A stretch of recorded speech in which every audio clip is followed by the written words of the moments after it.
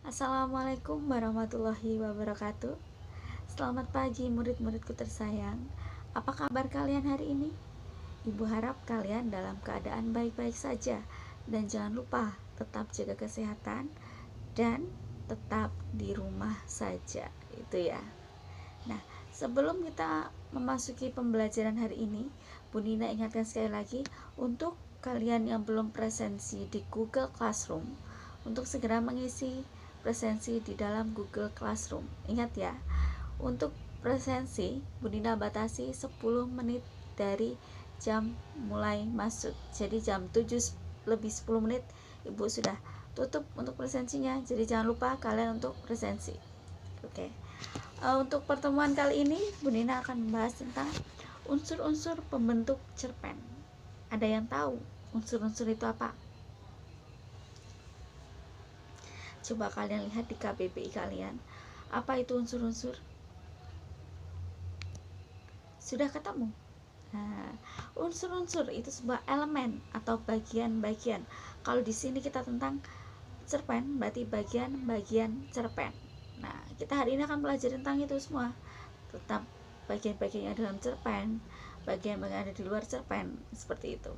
Nah, sebelum kita masuk ke pembelajaran, Ibu akan paparkan tentang kompetensi dasar dan indikator pencapaian kompetensi yang akan kalian raih setelah pembelajaran ini. Nah, untuk kompetensi dasarnya, yang pertama, mengidentifikasi unsur pembangun karya sastra dalam teks cerita pendek yang dibaca atau didengar. Itu untuk pengetahuan.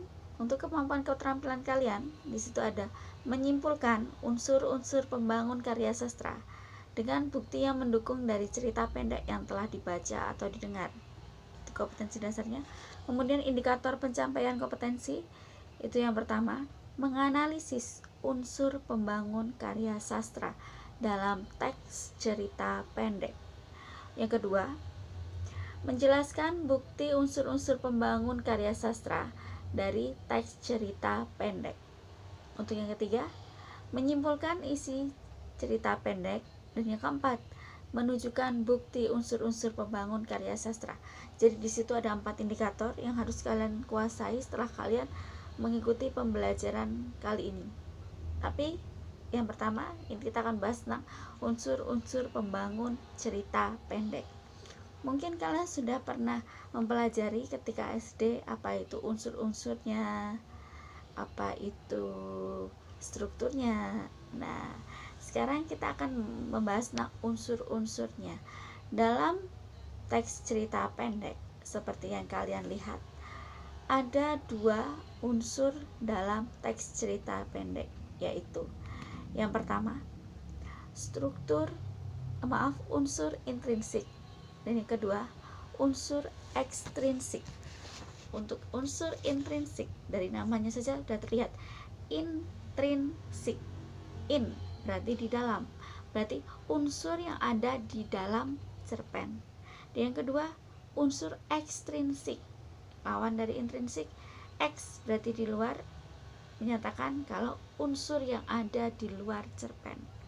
Seperti slide yang kalian lihat, di situ ada 6 unsur intrinsik. Yang pertama tema, yang kedua latar, yang ketiga penokohan, yang keempat sudut pandang, kelima alur, dan yang terakhir ada amanat. Itu.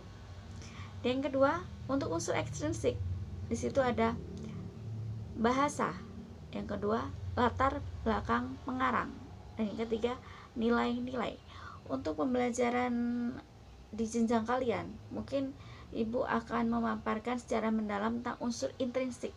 Untuk unsur ekstrinsik kita hanya menguasai di dasar saja, jadi tidak begitu mendalam, seperti itu ya. Nah, lanjut ke slide selanjutnya. Ada unsur intrinsik cerpen. Di situ ada tema. Apa itu tema? Seperti yang kalian baca. Tema merupakan gagasan yang menjalin struktur isi cerita. Ya. Kalau tema, misalnya tema yang sering kita dengar, pasti kalian rancu dengan judul. Itu sangat berbeda. Tema dengan judul itu berbeda. Tema itu pokok pikiran yang dibahas dalam cerpen itu apa. Misalnya cerpen persahabatan, temanya ada kesetiaan, persahabatan, kemudian kerukunan, seperti itu tema. Jadi pokok inti yang dibahas dalam cerpen itu apa? Itu tema. Yang kedua, masuk ke latar. Kalian punya latar di rumah? Beda ya. Kalau latar dalam cerpen itu ada 3. Yang pertama, latar tempat di mana peristiwa itu terjadi. Yang kedua, waktu, kapan terjadinya peristiwa tersebut. Yang ketiga, suasana, bagaimana suasana ketika terjadi peristiwa itu, apakah menyenangkan ataukah mengharukan, seperti itu. Kemudian lanjut ke alur. Di situ ke alur biasanya ada 3, alur maju, alur mundur, alur campuran. Alur campuran itu alur maju dan alur mundur. Nah, kalau alur maju itu hubungannya berurutan. Jadi mulai dari orientasi, rangkaian peristiwa, komplikasi, resolusi. Jadi berurutan. Tapi berbeda dengan alur mundur, kebalikannya. Biasanya kalau dalam cerita itu flashback. Jadi ketika kita sudah mulai masuk ke orientasi, kemudian dia flashback ke resolusi, kemudian dia maju ke komplikasi. Jadi kalau di dalam contoh realnya itu ketika si tokoh ini sedang bermimpi atau dia membahas tentang masa lalunya dia, ini disebut sebagai alur mundur, seperti itu. Dan lanjut ke penokohan. Di situ penokohan ada tokoh utama, biasanya baik disebut tokoh protagonis. Yang kedua, tokoh penentang cerita disebut antagonis. Dan yang ketiga, tokoh penengah disebut tritagonis. Oke. Untuk sudut pandang ini paling mudah. Coba kalian lihat ketika kalian membaca sebuah cerpen, misalnya dia menggunakan kata aku. Aku merasa sedih hari ini. Misalnya seperti itu. Dia menggunakan kata aku, jelas. Sudut pandang yang digunakan adalah sudut pandang orang pertama. Misalnya, kalau dia menceritakan tokoh lain, Rina hari ini merasa sedih. Nah, Rina di situ termasuk ke contoh orang ketiga karena dia menceritakan peristiwa yang dialami oleh orang lain, seperti itu. Dan yang terakhir ada amanat. Amanat seperti kita tahu, hal yang ingin kita petik setelah kita membaca cerpen itu, kita memperoleh apa, itu disebut sebagai amanat. Nah, itu sebagai contoh-contoh dari unsur intrinsik cerpen. Penjelasannya seperti itu.